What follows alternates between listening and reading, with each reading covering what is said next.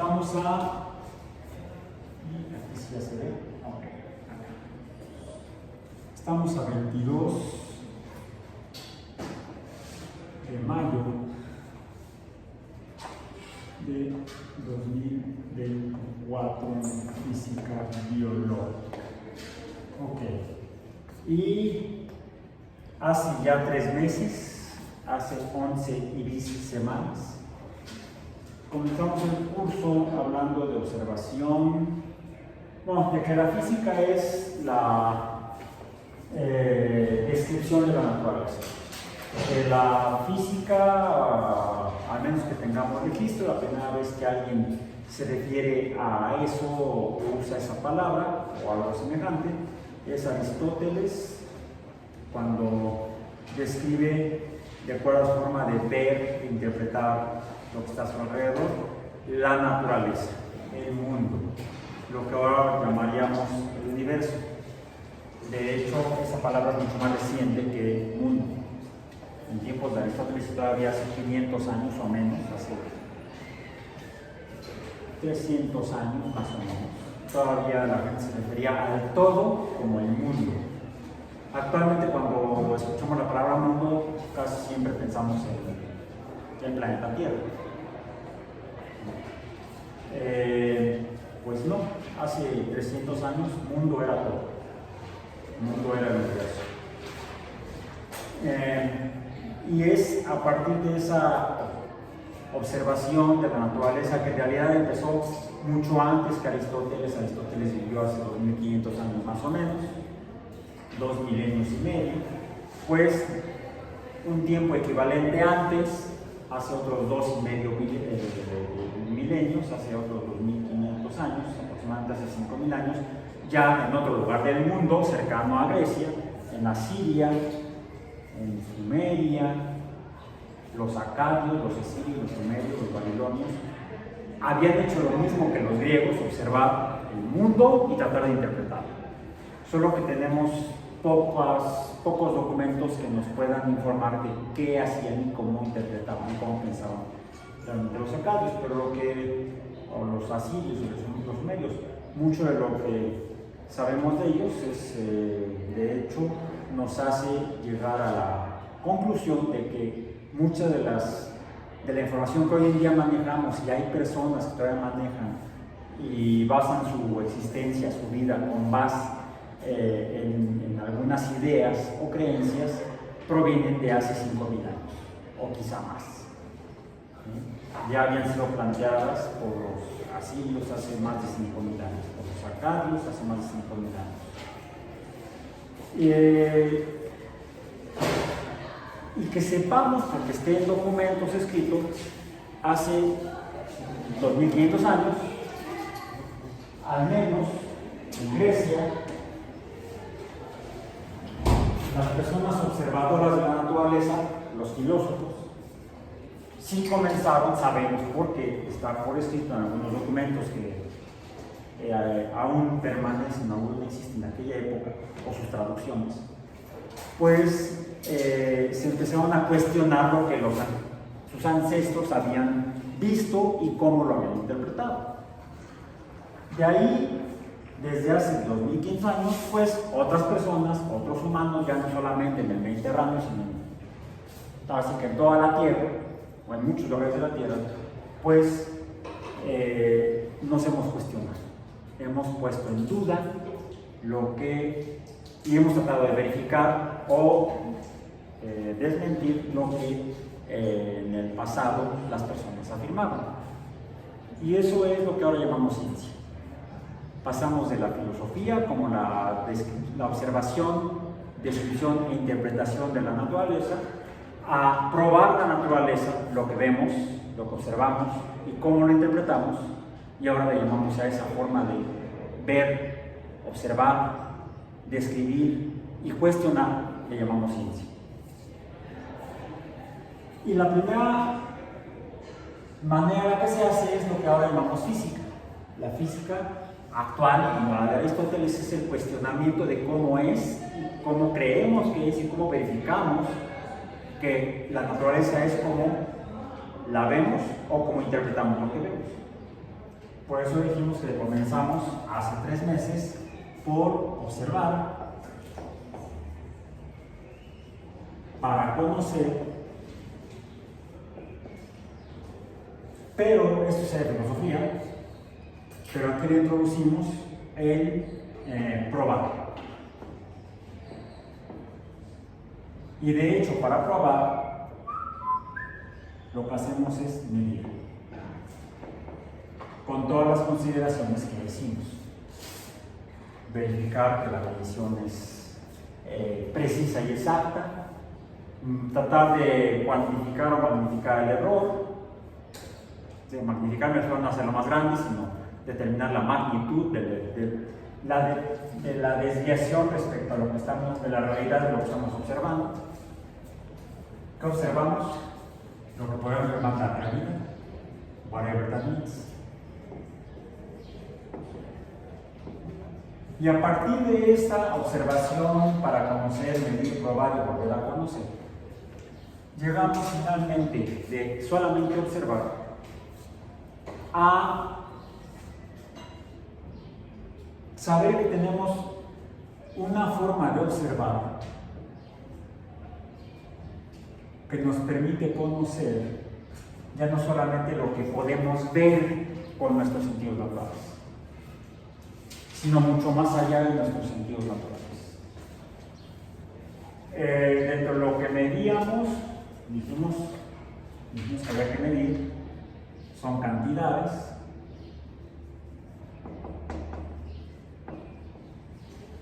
Mencionamos que hay cantidades, consideramos que hay cantidades básicas y otras que se desprenden o derivan a partir de ellas, que nos permiten conocer todo lo que hay, y comenzamos por definir que lo que hay está o existe en lo que llamamos espacio.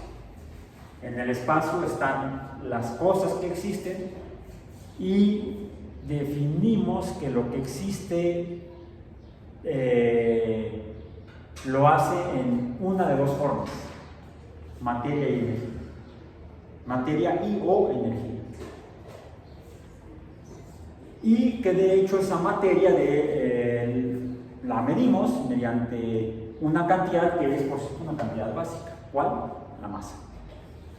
Por ejemplo, de las cantidades de la masa define a la materia, nos permite definir a la materia, la cual luego vimos que está en realidad formada por pequeñas partes que se pueden agregar más y entonces dar la naturaleza sólida cuando están mucho más agregadas juntas, o el extremo opuesto, cuando están muy desgregadas, completamente separadas, le dan forma de la que llamamos gas. El detalle es que tanto la materia sólida como la gaseosa, como la intermedia, que sería la líquida, la podemos observar con nuestros sentidos naturales. Y podríamos habernos quedado, como aparentemente lo habían hecho las personas hasta tiempos de los griegos, solamente esto: lo que existe es lo que vemos con nuestros sentidos naturales, y podemos en algunos casos ver precisamente hasta gases. Los vemos porque reflejan la luz visible. A veces, como creíamos que era blanca, pero ya hace 300 años una persona la describió como, a la luz blanca, como una composición o producto de la interacción, composición, mezcla de colores que inicialmente no vemos en la luz blanca, pero están allá adentro y por eso la vemos blanca. ¿Cuáles son sus colores?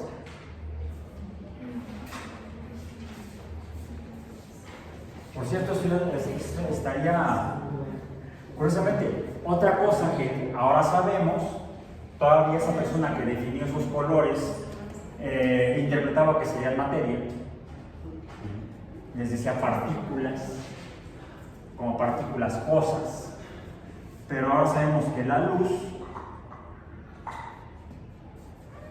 ni es materia ni es blanca, sino que la luz blanca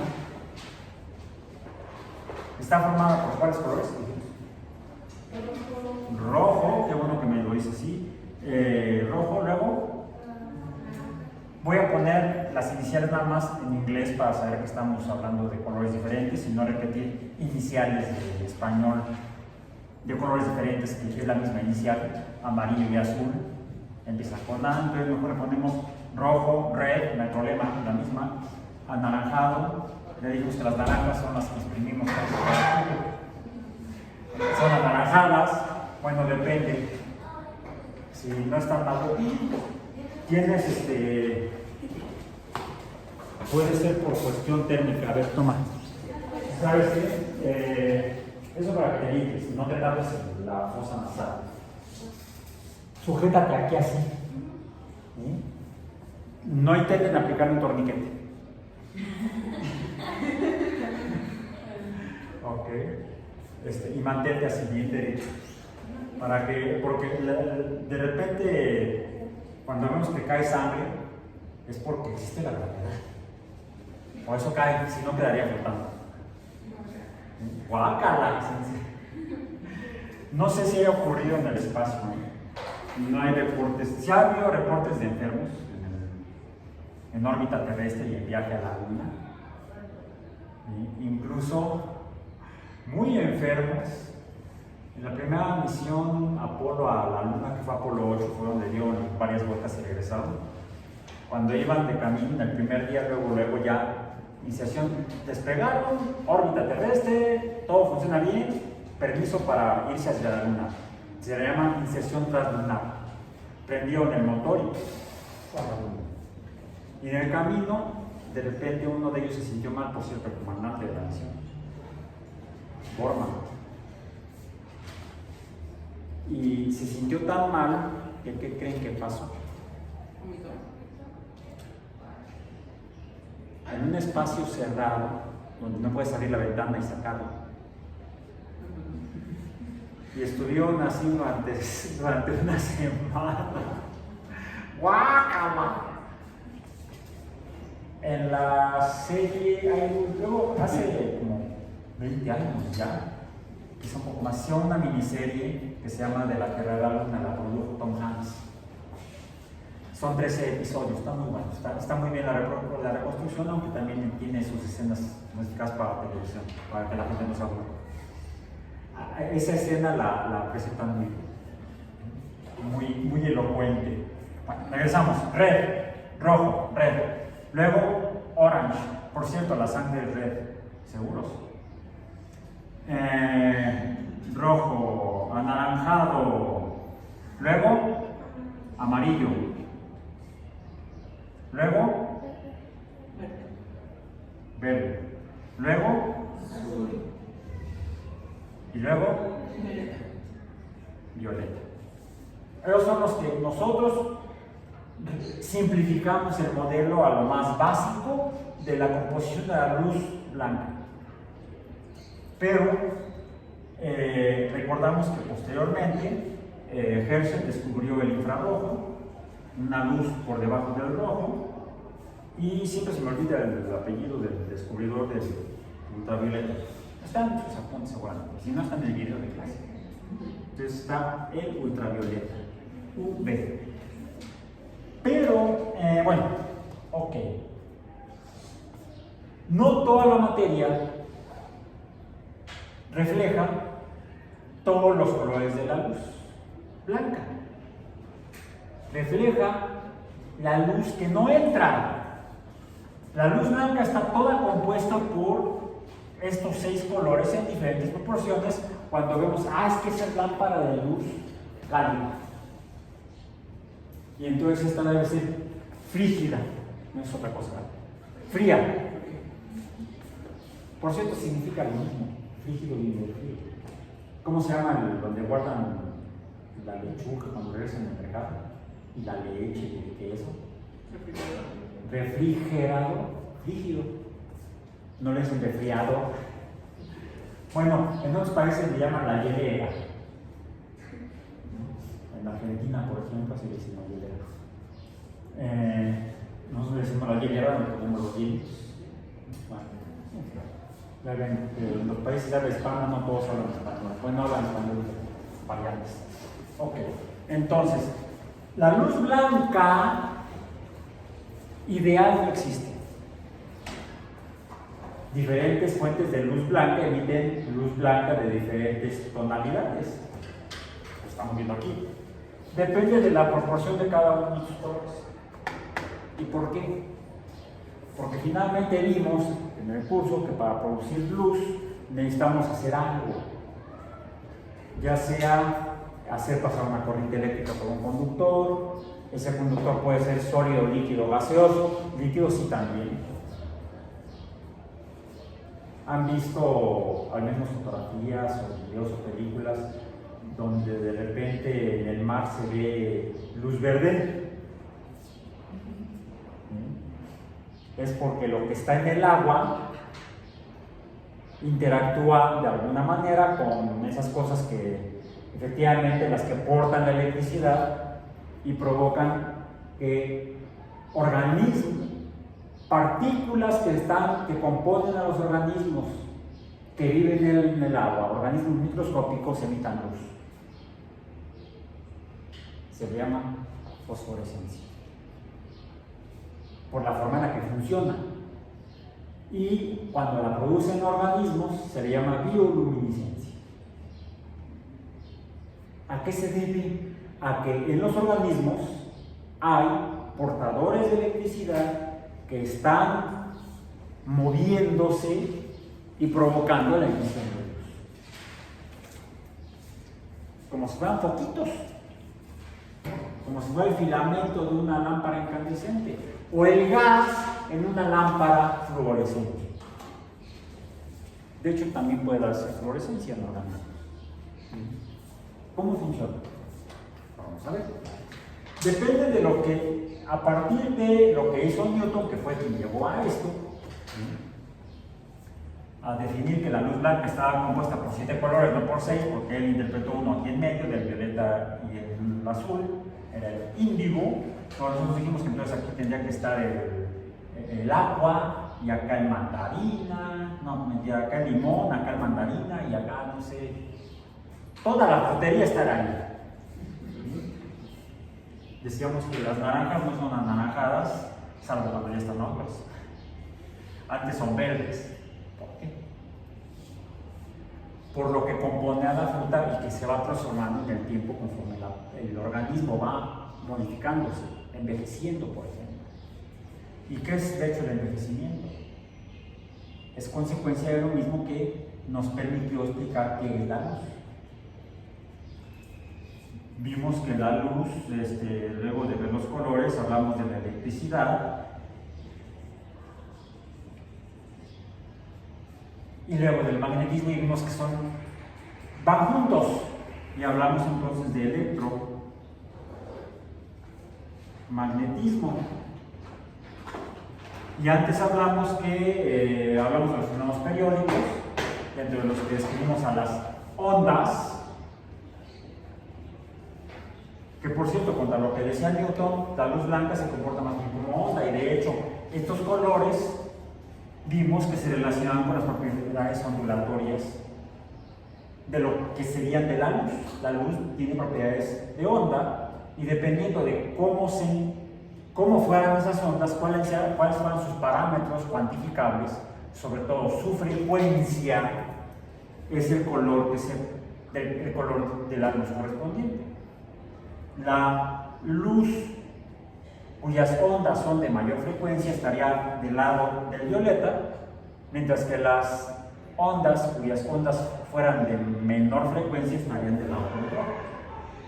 Frecuencia, el número de veces que sube y baja el fenómeno periódico ondulatorio, por ejemplo. Y podríamos, por ejemplo, imaginar dibujarlas así. Sería una onda de menor frecuencia que esta. Bueno, quedó medio horrible, quedó como una función seno compuesta. Luego les pondría más o menos en qué condiciones salen esas ondas así. Pero aquí el punto es que la distancia entre cresta y cresta, o entre valle y valle, es más pequeña, que la distancia entre cresta y cresta de esta, o entre valle y valle de esta. Esto es lo que llamamos longitud de onda. Longitud de onda, longitud de onda. Y vemos que la longitud es mayor del lado izquierdo que del lado derecho en el dibujo. Mientras que la frecuencia es al revés. Es mayor la frecuencia del lado derecho del dibujo que del lado izquierdo del dibujo. Bueno. Esto es importante porque además la frecuencia dijimos que es proporcional a una de las dos formas de energía en todo fenómeno ondulatorio. Hay dos formas formas en las que se produce energía en un fenómeno ondulatorio. Uno por la frecuencia, hay una frecuencia relacionada con la energía, y otra relacionada con la altura de la onda, la amplitud, altura o bajura decíamos, ¿no? Que es la distancia del centro de la onda hacia arriba y hacia abajo. A eso le llamamos la línea de equilibrio o la línea basal de la onda. Y la distancia a la mayor altura de la cresta o a la mayor distancia al valle es lo que llamamos amplitud. Desde el centro para arriba o desde el centro hacia abajo. Es la amplitud. Y también hay energía ahí. Mientras más grande sea la amplitud, mayor la energía. Ahí sí es directamente proporcional la energía a la amplitud. Aquí sería sí directamente proporcional a la frecuencia, pero ¿cómo sería respecto a la longitud de onda? Pues inversa. Si la onda es larga o grande, la longitud me refiero, entonces la energía es pequeña. Si la onda es, su longitud es pequeña, su energía es grande. O sea, están al revés volteadas, dirían por ahí. Ok. Por eso es que vimos que la luz se comporta como onda, se refleja, se refracta, se absorbe, se transmite, y producto de la refracción es el destripamiento de la luz blanca, donde se le salen los colores que la componen. Con un fenómeno de difracción destripamos a la luz, la descomponemos, la blanca, hacia estos 6 colores. Por cierto, si intentamos hacer refracción de cualquiera de estos colores de luz, vemos que no salen más colores de ellos. Una luz roja, al pasar de un medio de una densidad a otro, es decir, refractarse, simplemente se desvía, pero ya no le salen colores diferentes. Una luz violeta igual, una luz amarilla igual, solamente se desvía por refracción. Entonces, recordamos que vimos dos fenómenos ópticos o de luz que como onda presentan refracción, o sea, desviación. Uno es la reflexión y otro es la refracción.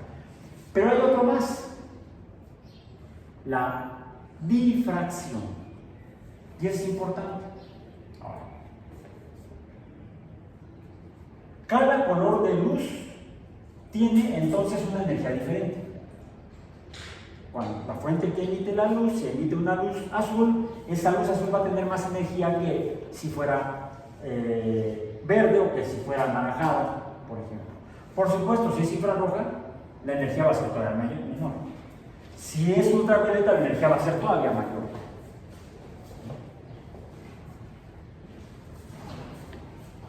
Entonces, diferentes formas de materia pueden emitir diferentes colores de luz. Hay una relación entre la luz y la materia, tanto cuando la materia emite luz como cuando la luz interactúa con la materia. Y la luz, para que interactúe con la materia, tiene que corresponder la energía de la luz con la energía de la materia. Pero entonces necesitaríamos saber de qué está hecha la materia. Y la materia efectivamente está hecha de el portador de esta parte, por eso interactúa con la luz, la materia, porque la parte eléctrica de la materia tiene energía. En otras palabras, esto le ponemos aquí un asterisco, y acá ponemos el asterisco, los electrones tienen diferente cantidad de energía, dependiente de qué. Bueno, los electrones fueron descubiertos en el siglo XIX, o sea, ya no le tocó a Newton, ni a Faraday, ni a Ørsted, aunque ellos fueron los que sentaron las bases para poder llegar a descubrir los electrones, los portadores de electricidad. Aunque antes de ellos había sido Franklin, quien de hecho plantea que las cargas negativas se llamen, más bien, las cargas resinosas se llaman negativas. Y en particular los electrones son los portadores de la carga, los portadores de la carga negativa, no así los portadores de la carga positiva. Teníamos todavía, no conocíamos cuáles eran los portadores de la carga positiva en la materia. Es decir, la materia estaba conformada al menos por electrones, eso se podía saber desde finales del siglo XVIII. La época en la que vivió Franklin. Franklin fue uno de los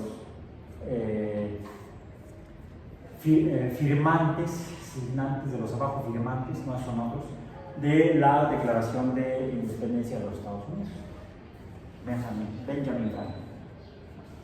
Y eso ocurrió a finales del siglo XVIII.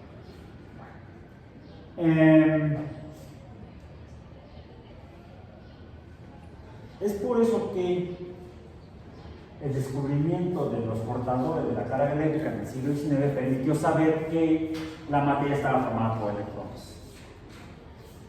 Y ya llegando al siglo XX, Ernest Rutherford, descubre al portador de la carga positiva de la materia. Por cierto, antes decíamos que a finales del siglo XVIII, principios del XIX, John Dalton planteó que estos estarían formando a las bases de la materia estaba ya formada por, ¿para qué le pongo la F? Simplemente pongamos los átomos. Los átomos. La materia está formada por átomos. ¿Y los átomos cómo están formados? Por electrones. De ahí que teníamos, a partir del descubrimiento de Thomson, finales del siglo XIX, el descubrimiento de los electrones, pero nos faltaba la carga positiva. ¿Quién era el portador de la carga positiva en la materia? Pues las cosas descubiertas por Rutherford, los protones. Y de ahí llegamos entonces a una descripción de cómo sería la materia en su estructura más pequeña, no cortable, no divisible, no separable en partes. Era la postura o la definición de Dalton de átomo. Por eso la palabra átomo, si no lo hubiera llamado panito, ¿por qué no? Si era John Dalton. Pues sí, la partícula se llama Juanito. ¿Por qué? ¿Quién lo dice? Yo, John, Juan. Hay una cosa que se llama, incluso en ciencia y en las actividades humanas, que se llama el derecho de creación del concepto o del descubrimiento. Quien descubre primero le pone el nombre, o quien inventa primero le pone el nombre. Por eso los satélites de Júpiter se llaman satélites galileanos, porque fue Galileo el primero que los vio. Y no otro astrónomo europeo del centro de Europa que decía que los había visto antes, pero no lo escribió, no lo publicó. Se apellidaba Marius. El astrónomo Marius dijo: yo los vi antes, pero no lo había publicado, lo publicó después. Lo que sí manejamos de él, usamos de él, son los nombres actuales de los satélites de Júpiter. Porque el nombre que le puso Galileo fueron 1, 2, 3 y 4. Les puso números, no nombres. Entonces, los nombres de Io, Europa, Ganimedes y Calisto se los debemos a Simón Marius. astrónomo del centro de Europa. Bueno, entonces, ¿por qué se llaman galileanos? Porque los descubrió Galileo. Sin embargo, Dalton no le puso Juanito a la partícula, le puso átomo. Fue un poco más modesto, ¿no? Luego, entonces, pero Dalton no nos dijo cómo eran esas partículas. No sabía cómo. Simplemente la partícula mínima que compone a la materia es el átomo. El primer modelo propone que es propuesto por Thomson en 1904, quien propone que los protones y los electrones están todos hechos bolas en cada átomo, están ahí mezclados. Se conoce como el modelo del pudín, propuesto por J.J. Thomson, John James Thomson, JJ, pues. También se llamaba Juan, todos se llamaban Juan. John James Thomson. Tampoco le puso Juanito a la parte al modelo atómico, simplemente le puso el del pudín. Podría haber puesto el modelo Juan. No, el modelo del pudín. Es cuando Rutherford, por fin alguien que no se llama Juan, se llamaba Ernesto. Ernest Rutherford. No sé si sería su segundo nombre Juan. Ernest John Rutherford, no sé. Realmente no sé. Pero Ernest Rutherford lo describe como partículas con carga positiva, porque él lo que hace es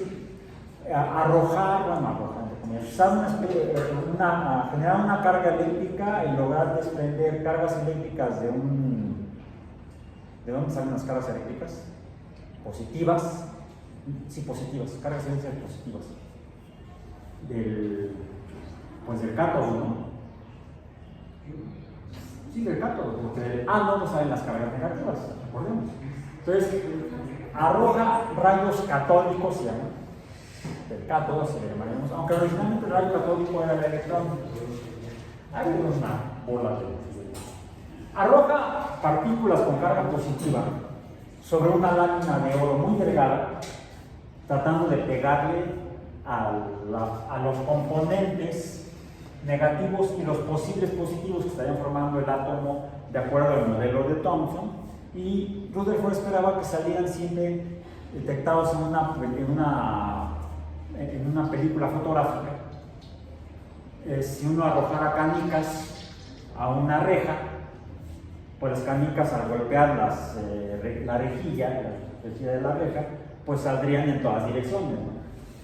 Más aparentemente. Entonces él esperaba que las cargas eléctricas positivas y negativas interactuaban, las negativas tendían a quedarse pegadas con las cargas positivas que le estaba arrojando, y las cargas positivas pues, salían despedidas en desorden completamente, casi al azar, detectadas en la pantalla en una película fotográfica. Para su sorpresa no fue así, sino que él vio que estaban distribuidas de manera simétrica, como que muchos en un lugar, pocos en otro, muchos en otro lugar, con un cierto arreglo en el cual las partículas positivas que él estaba arrojando pasaban a través de esa delgada lámina de oro. Entonces digo, bueno, están como muy distribuidas en una región y lejanas de otras. ¿Por qué estarían lejanas de algunas regiones? Si las partículas eran positivas, habría las partículas positivas de la materia, de los átomos, estarían ubicadas en posiciones específicas alrededor de las cuales estarían distribuidas las que yo arrojo. Como que estuvieran rebotando todas hacia direcciones muy específicas, debido a que se alejaran por repulsión electrostática de las partículas dentro del núcleo atómico. Dentro del átomo, perdón, y lo que descubrió fue el núcleo atómico. Llegó a la conclusión de que eso sucedía porque todas las cargas positivas estaban concentradas en un lugar. Y de ahí entonces que descubrió dos cosas: el núcleo atómico y la existencia efectivamente de partículas con carga positiva en el átomo todas concentradas en un lugar que sería el núcleo atómico.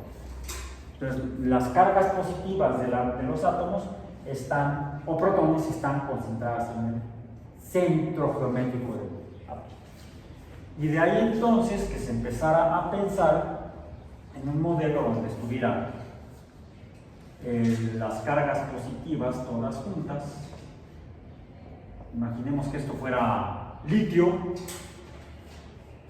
ahora sabemos que sea litio, y las cargas negativas, pues alrededor, quizá, es más, si fuera por atracción electrostática, pues estaría una cerca de este positivo, otra por acá cerca de este positivo y otra por acá cerca de este positivo.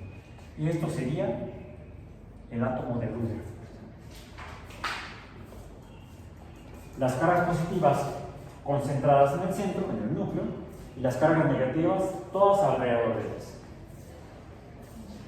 Pero ya desde antes, desde el siglo XVIII, las observaciones de Kirchhoff y Bunsen habían mostrado que diferentes elementos químicos, al quemarse, ustedes hicieron un experimento similar, emitían luz de colores diferentes.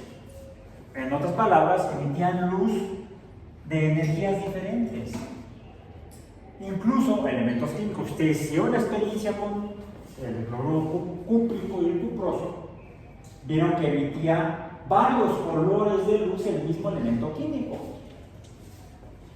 Desde el azul, luego el verde, luego amarillo. Y ya se sabía antes que al pasar corrientes eléctricas por conductores, los conductores podían emitir luz. De ahí que precisamente, el que dicen que era mi tío, Thomas Alva Edison, al menos eso dicen en la familia. No sé si me preguntaban si se siente orgulloso de esto de un pirata. Bueno, si fue inventor, pues también fue pirata. Le pirateó una película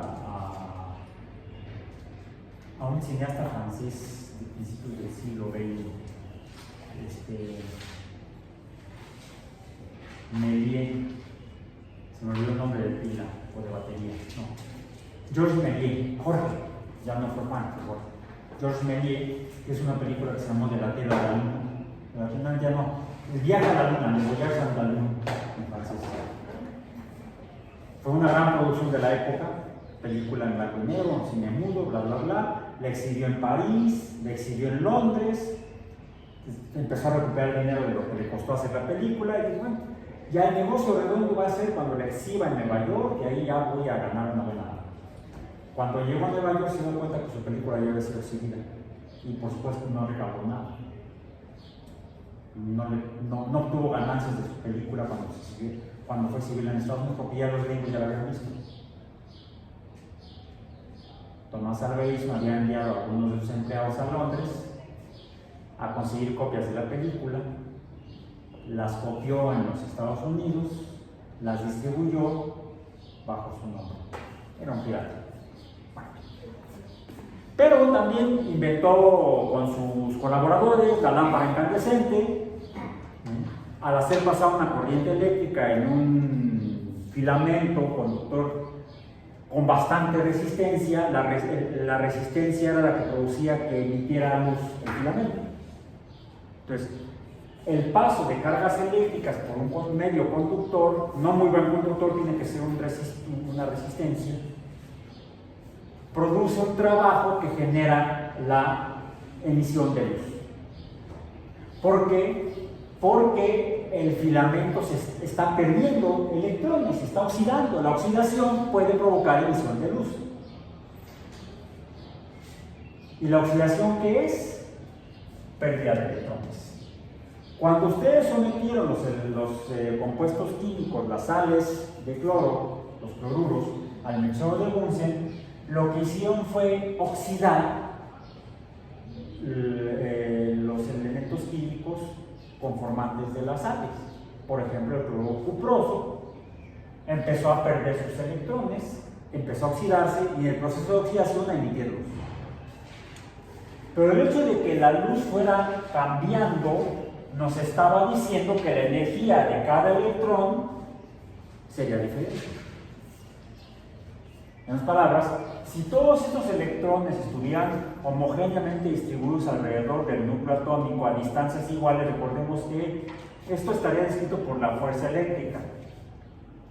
Nada más con la pura fuerza eléctrica podremos escribir F subíndice E es K subíndice E por Q1, Q1 por Q2, pongamos negativo porque estamos hablando de electrones, entre R cuadrada. Es más, no, tendríamos que referirnos a la carga de un electrón y la carga del protón que lo está reteniendo. Dado que la fuerza es proporcional a la energía,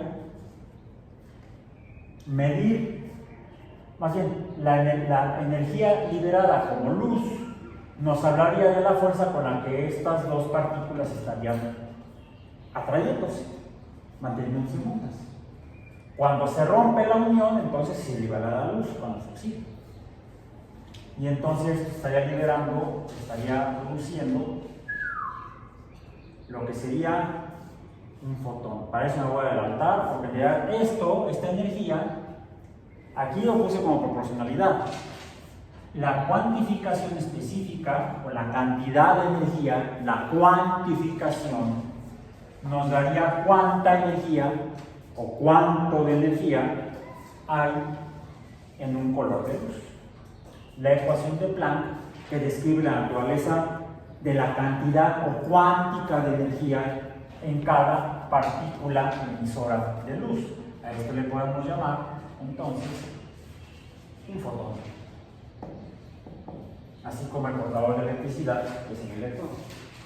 Esto nos dice la energía de cada color de luz, de cada portador de luz, de cada fotón de luz. Entonces tendríamos fotones violeta, fotones azules, verdes, amarillos, anaranjados, rojos, infrarrojos, ultravioletas.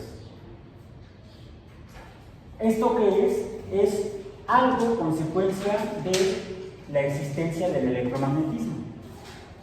Un fotón es una manifestación del electromagnetismo. Aunque ya no es electromagnetismo un poco, bueno, sí. Finalmente la luz es un fenómeno electromagnético, es una fuerza electromagnética, es una onda electromagnética. De ahí que luego pongamos esta sería la onda. La partícula es una onda. La partícula es una... le llamamos partícula porque es una cantidad. Más que partícula, debemos dejar de usar la palabra partícula y hablar de las propiedades cuánticas o de cantidad de energía de una onda de luz. ¿Qué es la luz? Son ondas. Ondas diferentes con cantidades o cuantos de energía diferentes, cada uno de ellos dependiendo del color de luz, dependiendo de la frecuencia. Y la frecuencia la podemos definir por Hertz y otras unidades. Los químicos usan, por ejemplo, centímetros a la menos 1. Perdón, profesor, el centímetro no es de longitud. Sí. ¿Y qué es la longitud? ¿A qué longitud nos estaremos refiriendo? A la longitud de la onda. Es el inverso, la frecuencia.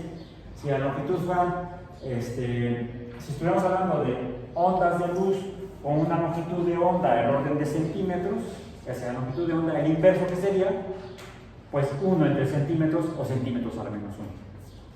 Por eso los químicos miden la frecuencia en centímetros a la menos 1. Suena bien loco, pero allá es. Yo por eso digo que soy biólogo. Aunque haya hecho mi doctorado en biología. Yo estoy medio loco nada más. A ver, ya no seas mediocre, las cosas completas están bien, pero estoy completamente loco. Ok. Pero ¿es realmente así el átomo? No, esto es simplemente un modelo. Lo que hacemos en ciencia es hacer modelos. Los modelos son finalmente nuestras interpretaciones de la realidad. No describimos la realidad. No sabemos cómo es la realidad. La ciencia no nos muestra cómo es la realidad. Nos pone la realidad enfrente Y nosotros tenemos que hacer representaciones de ella o modelos dependiendo de la información que tengamos. Lo que podemos ver, no lo que no podemos ver. Bueno, ver, escuchar, oler, tocar. ¿Qué más? A ver, vista, oído, gusto, probar. Más sentir como calor. Ya hablamos de la termosensibilidad, sería un sexto sentido.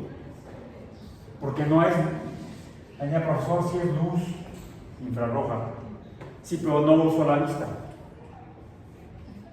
No uso la vista. ¿Cómo funciona la vista? Alguien preguntaba. E incluso alguien preguntaba, ¿y qué onda con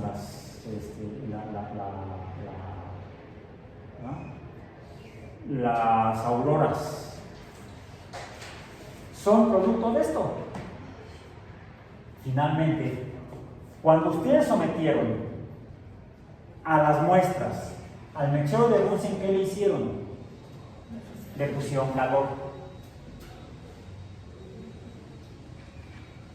Y ese calor provocó la salida de partículas o de cantidades de energía luminosa. Porque los elementos químicos se van a oxidar. ¿Qué son las auroras?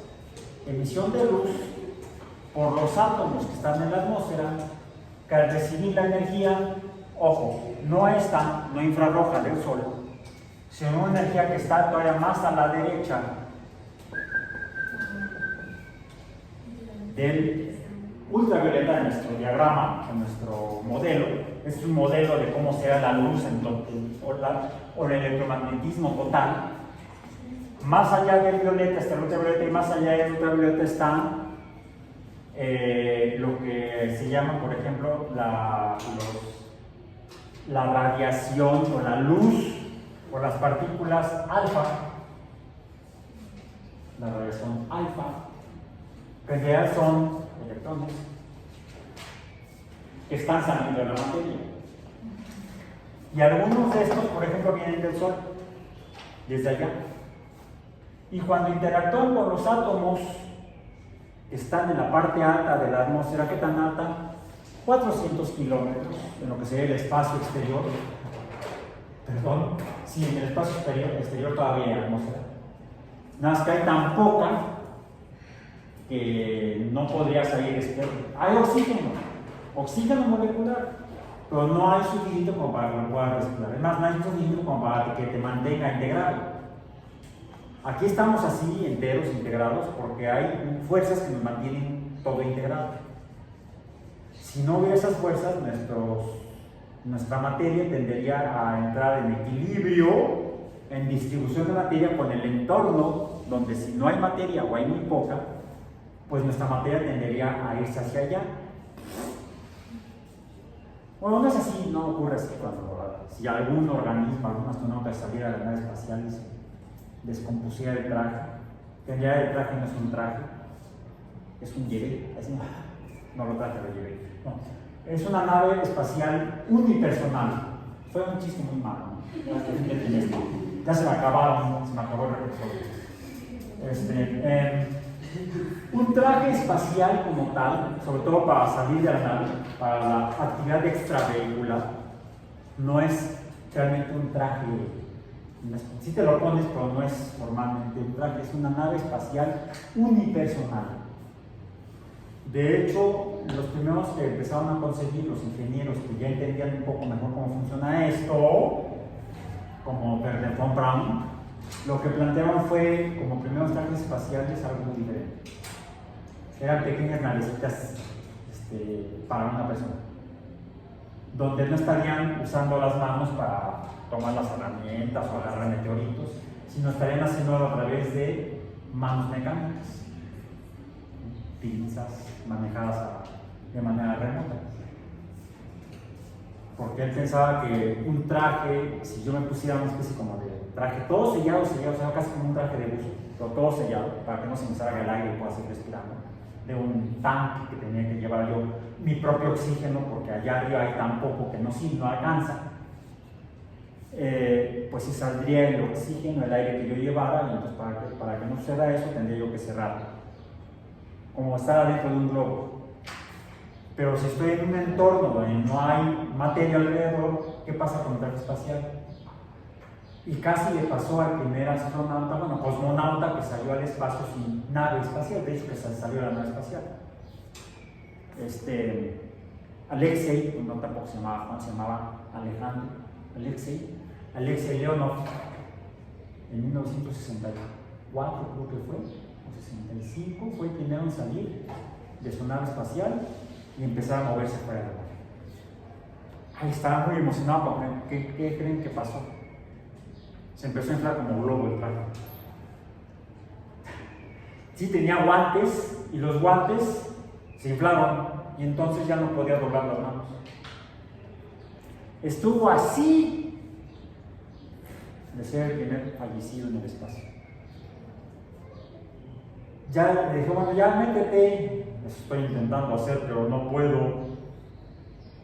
Entonces lo que tuvo que hacer fue, con mucho cuidado, porque tuvo que forzarse, porque su traje como un globo, tenía una válvula de escape para permitir salir el gas. Entonces abrió la válvula, empezó a desinflar su traje, pero también empezó a tener menos aire para respirar. Pero lo llevó a desinflar suficiente para poder moverse y volver a meterse a la nave. Murió de viejo hace 2 años, a los 80 y no sé cuántos años de edad. Eso para entender que más allá de la línea Kármán, que es supuestamente el límite de la atmósfera, todavía hay atmósfera, se le llama exosfera. Todavía hay materia, todavía hay átomos, y esos átomos son los que interactúan con la luz que viene del Sol, que es de todo este tipo, partículas alfa, que les digo que son electrones, partículas beta, que son partículas del núcleo, gamma, que también son del núcleo, y acá están otros, los rayos X, pongámoslos así. Y mientras más a la derecha estén, ¿qué sucede? La energía es mayor. ¿Por qué la energía es mayor? Porque la frecuencia es mayor, porque la longitud de onda es menor. La longitud de onda es cada vez más pequeña conforme nos acercamos a los rayos X. ¿Qué tan pequeña es la longitud de onda de una onda de rayos X? 1 por 10 a la menos 10 metros.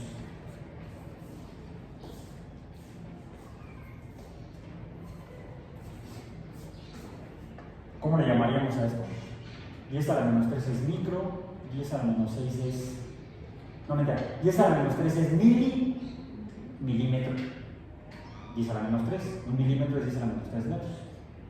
10 a la menos 6, o sea, la milésima parte de un milímetro, sería 10 a la menos 6, una millonésima de metro, es micro, una micra. ¿Han escuchado eso en biología?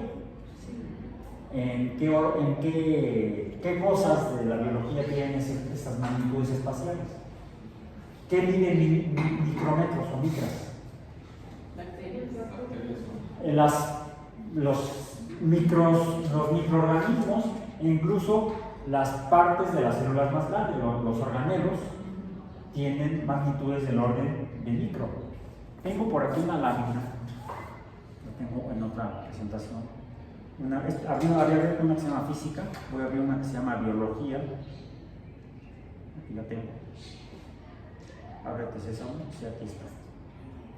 Donde tengo que, por ejemplo,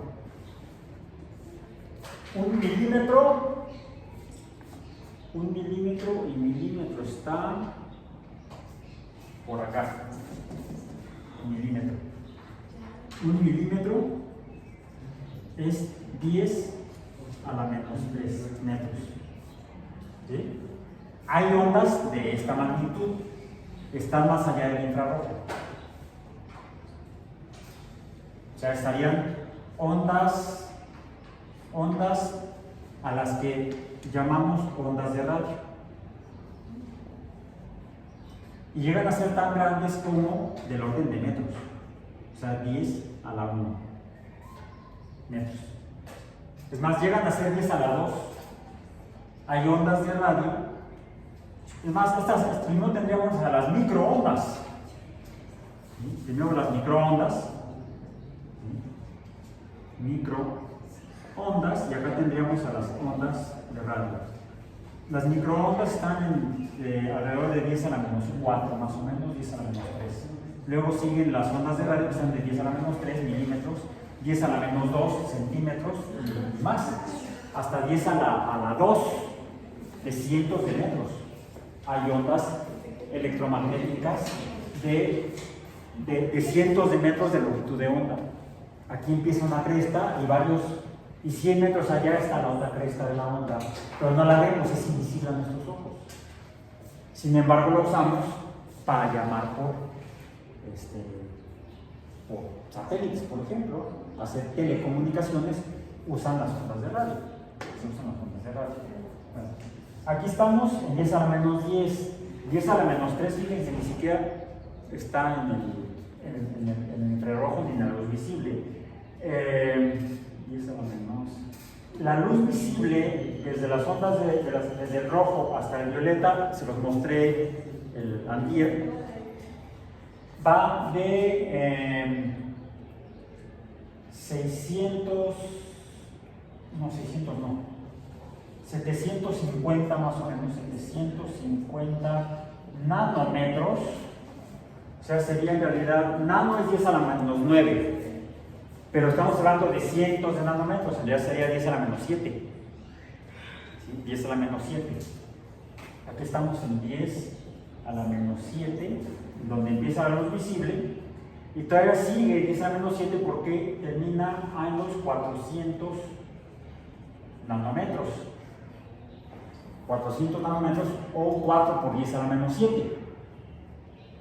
Aquí empieza el ultravioleta. ¿Sí? En 400 nanómetros.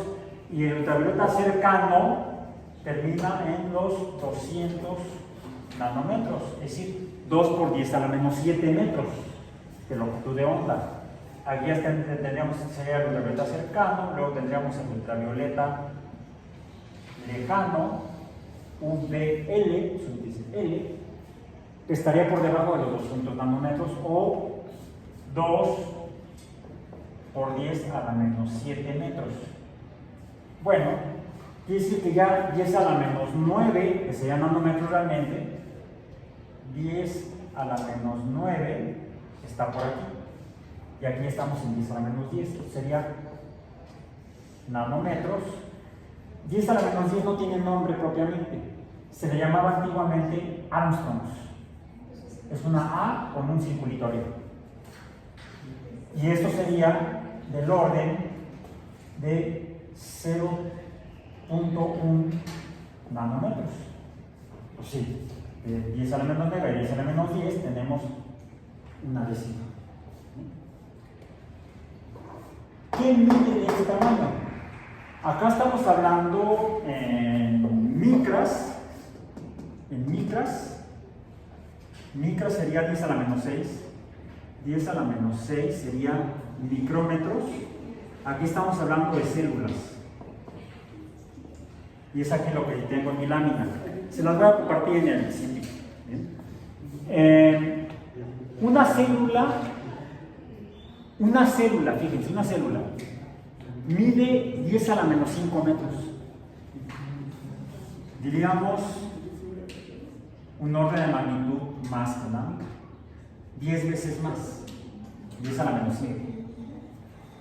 10 micras. Un cloroplasto mide los cloroplastos son como balones de fútbol americano, son ovoides. Tienen de largo, de eje mayor, del orden de 5 por 10 a la menos 6 metros, o sea, 5 micras. 5 micras de largo un cloroplasto y de ancho 2 micras. De ancho 2 micras. ¿Podemos ver cloroplastos? Sí, con microscopios ópticos incluso. Con ópticos. ¿Sí los has visto? Ok. Podemos ver células, por supuesto, con microscopios. Están en este orden, 10 a la menos 5, luego 10 a la menos 6. Todavía 10 a la menos 6 podemos verlo con microscopio. De hecho, las bacterias todavía son visibles con microscopios ópticos. Una bacteria mide 10 a la menos 6, es decir, una micra. Como una E. coli. Una E. coli de largo, se llaman coli porque se encuentran en el colon. Escherichia coli. ¿Sí? Es una bacteria tipo bacilo. No porque sea chistosa, no es que nada más está vacilando, no. Bacilo porque tiene forma de bastón, larga. La E. coli es un bacilo.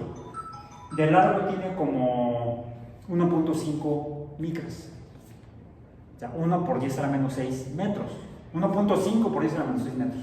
1.5 por 10 a la menos 6 metros. El largo de una E. coli. Ya estamos en 10 a la menos 6. Ese que nos tuvo encerrados hace 3 años ya. 3 años terminamos. Sí, hace 4 años que nos mandaban a encerrar. Los virus de tipo corona, que son grandes. Son grandes. Es uno de los virus más grandes que hay. 10 a la menos 7. Un coronavirus. 10 a la menos 6, una E. coli. 10 a la menos 7, ¿cómo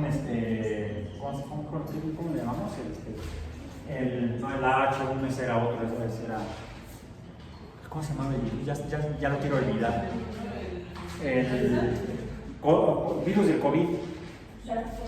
SARS-CoV-2. SARS-CoV-2. Así. SARS-CoV-2 es 10 a la menos 7. 10 a la menos 7 metros de diámetro, son más o menos esféricos. Con las proteínas así salidas, pues cuando. Y por cierto, todavía las bacterias, como la E. coli, se pueden ver en el microscopio óptico, el que usa luz visible. ¿Podemos ver a los virus con microscopio? No. Por eso se pudieron ver por primera vez realmente. Antes se suponía su existencia porque diferentes organismos, animales y plantas se enfermaban por agentes que no eran identificables. Los buscaban los médicos, los microbiólogos, los bacteriólogos, los buscaban en las muestras de los tejidos de los organismos enfermos, fueran humanos, fueran vacas, fueran plantas. Buscaban el agente infectante, ya se conocía, ya había sido planteada la teoría germinal de las enfermedades. O sea, las enfermedades infecciosas son causadas por gérmenes, de ahí el nombre de la teoría. O sea, es un hecho, una teoría describe un hecho, es un marco conceptual, ¿sí? Que describe un hecho real. La realidad es descrita por teorías. Y las teorías son modelos.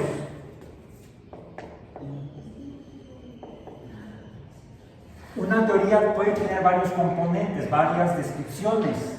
Algunas son precisas y hasta matemáticamente definibles, cuantificables. A esta le llamamos fórmulas, principios o leyes. Una teoría puede tener varias leyes.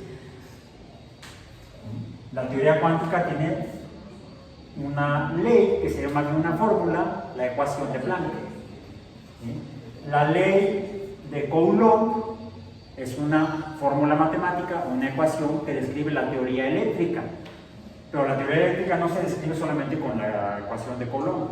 Está la ecuación de Nernst, hay muchas otras. ¿Bien? Entonces, una teoría está compuesta por una o varias leyes que pueden o no tener forma matemática. De hecho, Las primeras 3 leyes de Newton, como están escritas originalmente en los principios matemáticos de la filosofía natural, no están escritos de esta manera, están escritos en latín. Ya se las leí en alguna ocasión. Entonces, ¿podemos ver a los virus como el SARS-CoV-2 con el microscopio óptico? No. Les digo, se identificaron porque los organismos se enfermaban y en los microscopios las personas que estaban investigando no veían nada que se pudiera separar, identificar, probar. Todo se hacía sin ver, como si fueran reacciones químicas. De hecho, aunque Dalton había propuesto el modelo atómico, nadie había visto el modelo atómico. Incluso cuando se descubren los electrones, lo que realmente están viendo los físicos no son los electrones. Están viendo la luz que se produce por la interacción de electrones con el resto de la materia. Pero no ven los electrones. Los electrones no los podemos ver. Podemos ver sus consecuencias, sus efectos. De esa manera vamos armando los modelos para explicar la realidad. No observamos los electrones, observamos las consecuencias de los electrones. Sería como tratar de ver al hombre invisible. ¿Cómo le hacemos para ver al hombre invisible? Hay dos maneras. Lo idóneo sería que fuera en la playa, porque podemos ver las huellas cuando va caminando,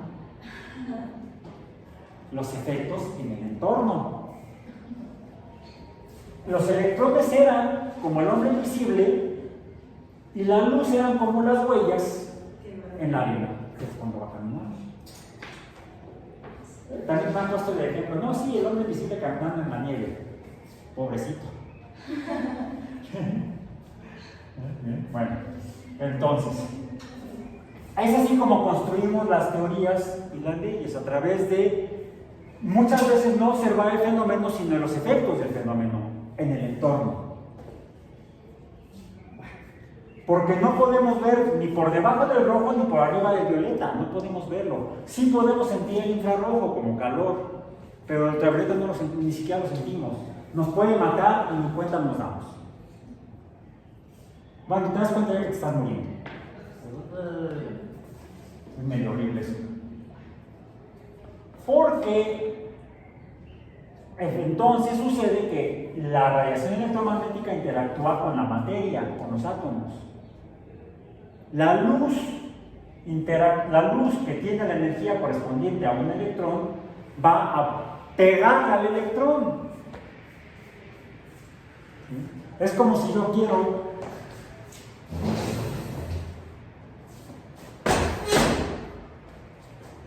pegarle a la barra de la banca y lo intento hacer con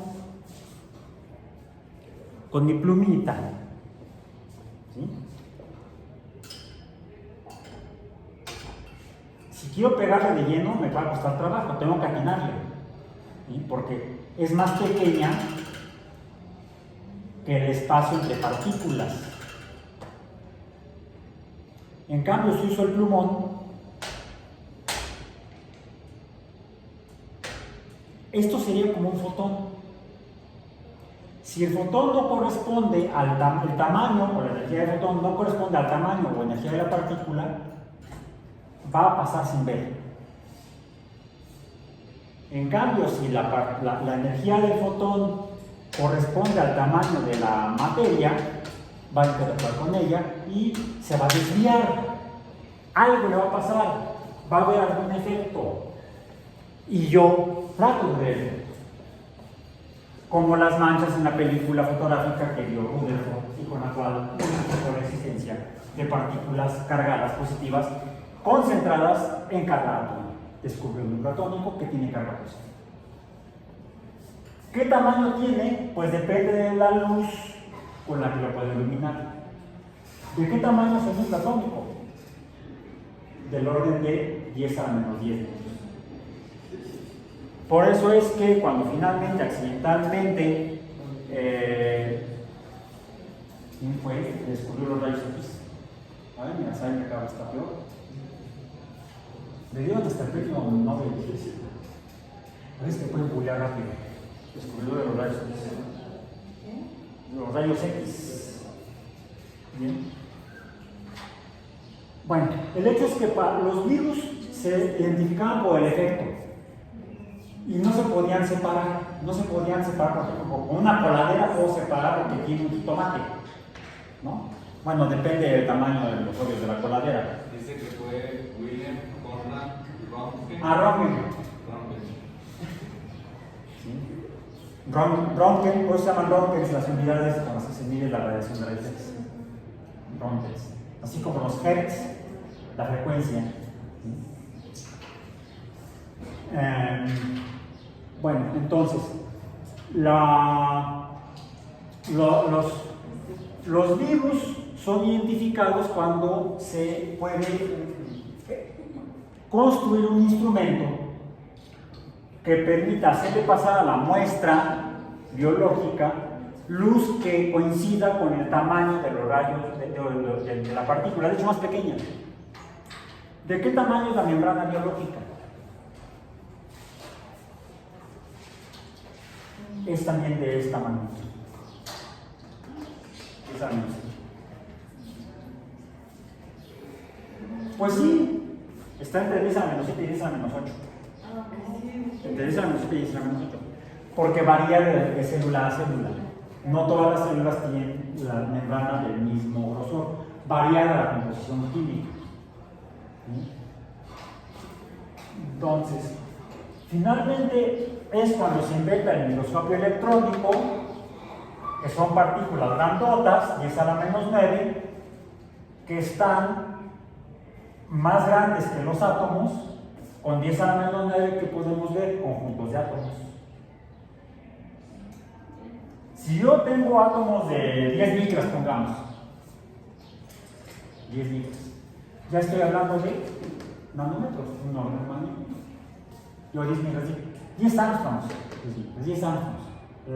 Si yo tengo 10 átomos de un angstrom, tengo 10 angstroms. Si tengo átomos de 10 angstroms, entonces voy a estar en nanómetros. Si junto 10 átomos que sean del orden de 1, 2, 3 angstroms, voy a tener entonces moléculas compuestos que van a estar en este orden de magnitud, y entonces, incluso si son más grandes, van a estar incluso entre 10 a la menos 9 y 10 a la menos 7, cuando son ya de cientos o miles de átomos, y entonces van a interactuar con la luz correspondiente. Las muestras que les presenté yo el lunes, fueron de compuestos químicos, moléculas, ácidos orgánicos, del orden de más de peso molecular de más de 150. Y de hecho tienen varias decenas de átomos que están todos agregados y por eso interactúan con la luz ultravioleta. Por eso puedo estudiarlos si los ilumino con luz ultravioleta, y la diferencia de unión o fuerza de unión entre cada uno de ellos va a hacer que absorban diferentes colores o longitudes de onda de luz ultravioleta. Diferentes átomos unidos entre sí van a interactuar con diferentes colores de luz. Por ejemplo, si yo lo que tengo es un átomo de carbono unido a un oxígeno, va a absorber luz de color o frecuencia diferente a que si está unido el carbono a un hidrógeno, porque la fuerza de unión entre átomos es diferente, además de la magnitud de la materia conformada por cada conjunto de átomos.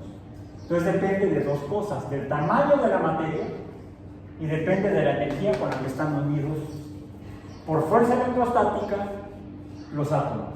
¿Y cómo podemos calcular esa fuerza? Mediante la ecuación de Planck. Aquí está. Conociendo la frecuencia, puedes conocer la energía y la interpretas como fuerza, que es finalmente la capacidad de la interacción electrostática de mantener a dos átomos juntos, formando una molécula, un compuesto, o incluso dentro del átomo, cuál es la fuerza que une a un electrón con otro. Ahora, decíamos que no pueden estar así. Este fue el modelo dijimos, ¿de quién? ¿De quién fue? ¿De Rutherford? Sí, de Rutherford, efectivamente. Pocos años después, usando la ecuación de Planck, otro químico, este fue noruego, Bohr,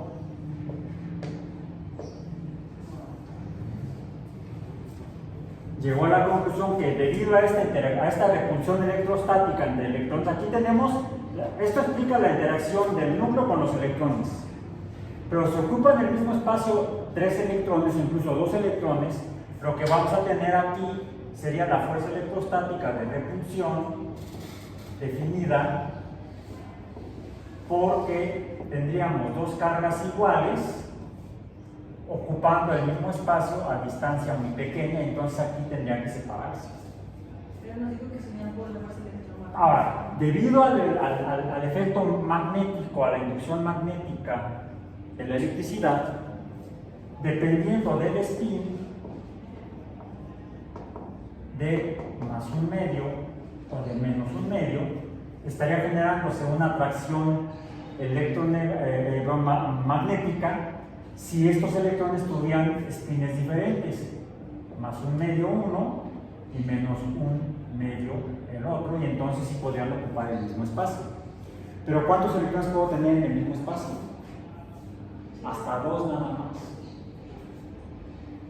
Bueno, Bohr no llegó a tanto. Bohr se quedó con la distribución inicialmente, antes de considerar el spin, que los protones deberían estar en el centro y alrededor los electrones alejados lo más posible. Bueno, sin embargo, él decía que en el primer nivel nada más podría haber 2 si consideramos el spin. Vamos a ponerlo así. Tendríamos 2 electrones considerando el spin. Uno aquí, otro acá, lo más separados posibles. Y el siguiente electrón estaría en un siguiente nivel. Algunos incluso llegaron a proponer este modelo con la forma en la que luego lo siguen poniendo. El núcleo atómico en el centro y los orbitales así hasta cruzándose. No, porque si se cruzaran aquí habría entonces una repulsión y esto no es posible. ¿Vale? O sea, que son como campos electromagnéticos, Ya, uno chiquito y uno más grande. Sí, ya no sería un círculo, además tampoco sería una esfera. Ese concepto, este es el de Bohr, es más o menos en 1913. Y ya una década después, en 1926,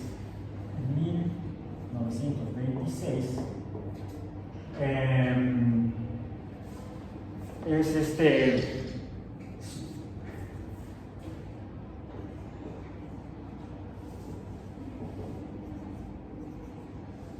Schrödinger hace la consideración de que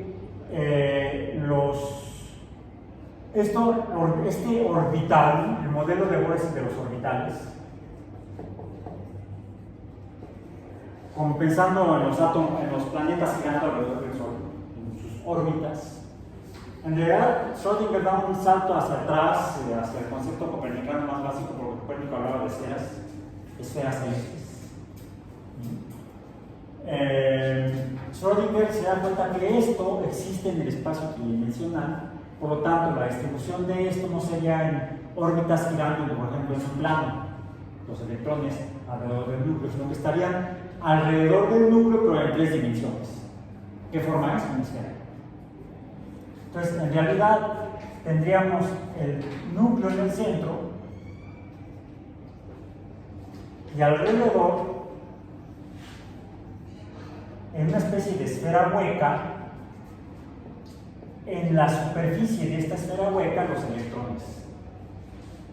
Y el siguiente electrón, este de litio, esto sería para el litio, ¿dónde estaría? Litio 3. Pues tendría que estar en otra esfera por encima de la primera esfera. Y no puede ocupar el espacio de los otros dos porque ya está ocupado. Un orbital puede tener hasta 2 electrones no más. Después del litio, ¿cuál sigue? Rápido para terminar. ¿Cuál sigue? El berilio. ¿Dónde estaría el del berilio? Berilio 4. Pues estaría aquí. Y luego del berilio, ¿cuál sigue? El boro 5. ¿Otra esfera? No, ya no. Porque luego sigue del boro, sigue el carbono 6, el nitrógeno 7, el oxígeno 8, y hasta llegar al neón 10, aquí tendríamos el flúor 9, antes. ¿Dónde pongo entre el berilio, donde tengo 4 electrones, y el neón, si no sé el nitrógeno, el neón 10, la diferencia entre estos son 6 electrones. ¿Dónde distribuyo o cómo distribuyo 6 electrones alrededor de estas dos esferas? En un espacio tridimensional.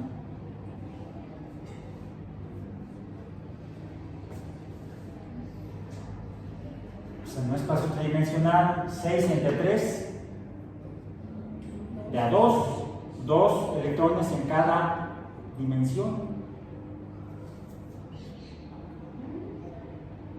X, Y y Z.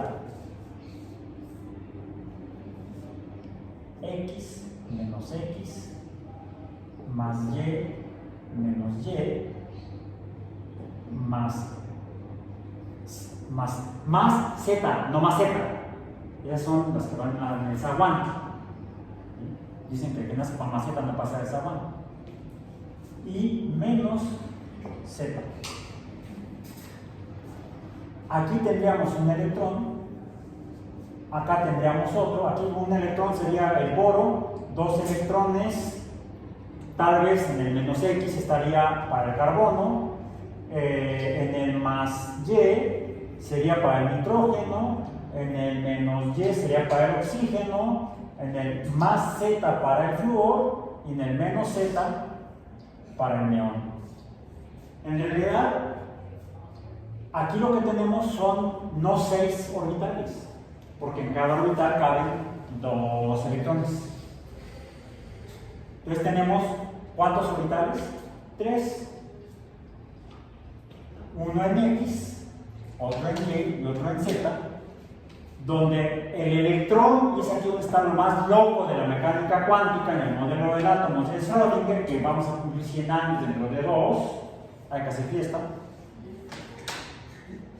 Y sigue siendo el modelo básico hoy en día después de casi 100 años. Ya sobrepasamos el de Rutherford, el de Bohr. Este sigue siendo el que mejor explica hasta el momento, a nivel operativo en biología y química general, el mejor modelo atómico. Que suena a magia. ¿Por qué?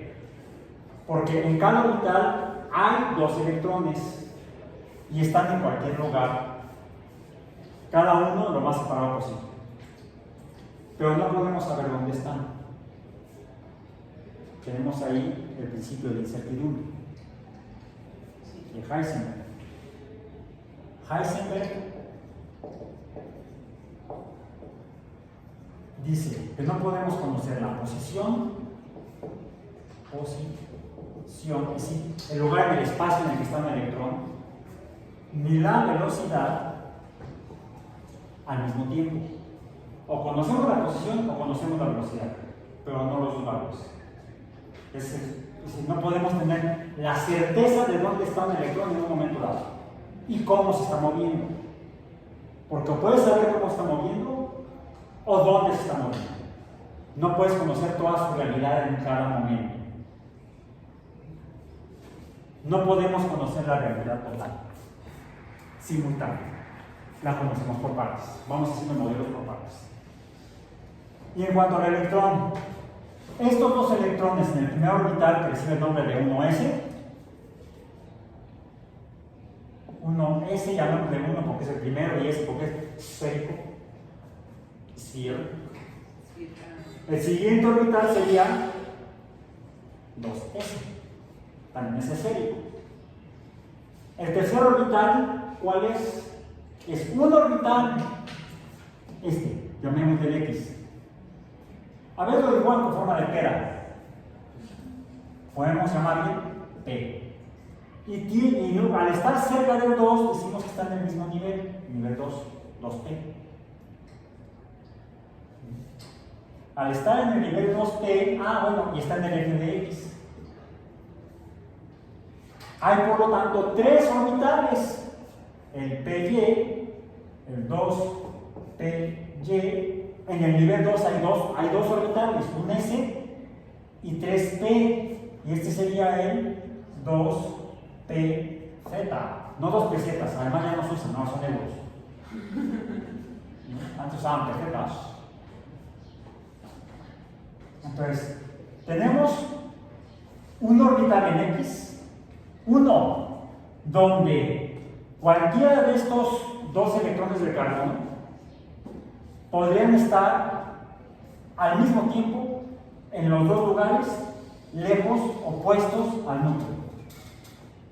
Al mismo tiempo, es más, el electrón del boro está en los dos orbitales,